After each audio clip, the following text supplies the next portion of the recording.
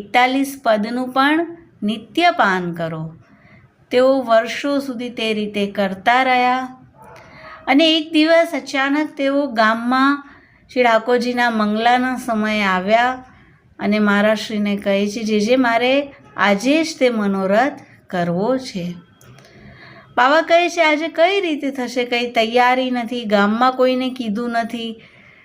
તમે થોડા 1-2 દિવસના સમય આપો, થોડા સમય પછી કરીએ. કહે છે, જે મારી પાસે સમય નથી, બસ આપ ગમે તેમ કરીને આજે જ તે મનોરથ કરવાની આજ્ઞા આપો. અને તેમની અત્યંત આરતી જોઈને મહારાજશ્રીએ તે જ દિવસે તેમનો મનોરથ પૂર્ણ કરવાનું નક્કી કર્યું.